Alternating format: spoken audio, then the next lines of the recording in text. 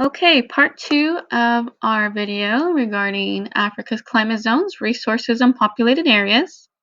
Still back on the infographic, we already covered the climate zones and what areas are typically found in Africa, and basically we covered what they sort of look like and the descriptions. We are still covering the development of where people live, and we will also be discussing the resources that people use to trade that later led to the growth of the empires.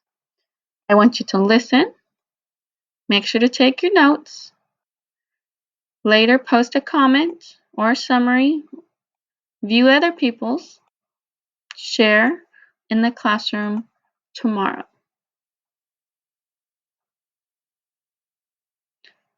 The climate zones and the geography we covered.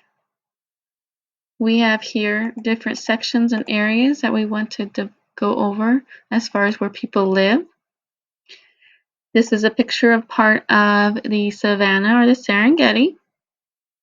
This is more of the southern portion, as you can see on the map here. And some people still live in small villages, not giant cities. But the places where people do live is close to bodies of water, lakes, rivers, or coastal regions. They don't live within the deserts, or they live in a mild desert. And they also live mainly close to food supplies for themselves and also for their herds, which are mainly goats and cattle. West African tribes have shown to have a lot of movement, especially in the beginning of the medieval period.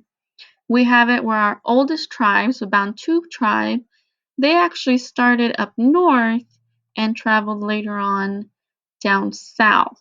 So they traveled, and the same language is used both in North and Southern Africa. Now, as you can see, there's a lot of these little cities and areas that are populated, and a lot of them are in West Africa.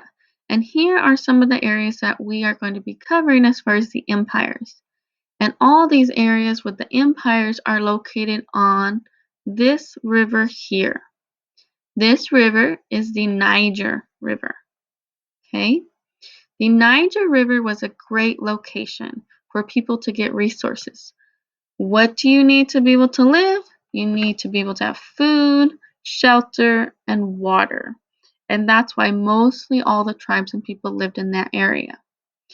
We also know a bunch of people living along the Nile River, which is in the Upper Egypt region. But we're not covering Egypt, we're covering West Africa today. Okay? There's also people that lived within Southern Africa, in Zimbabwe. And like I said, there are areas where people have traveled down south, but we're going to focus over here in West Africa. Back to our climate zone resources and populated areas. There are also other reasons why people lived in specific areas. Those areas are based on resources. Now I'm going to cover resources in the next video. But can you think of any other reason why people would live in a specific area? Write down some notes and think of why somebody would live in a specific city. Why do you live where you live right now? Is it because your family lives here? Do you like the location? If you were to move somewhere, where would you move and why?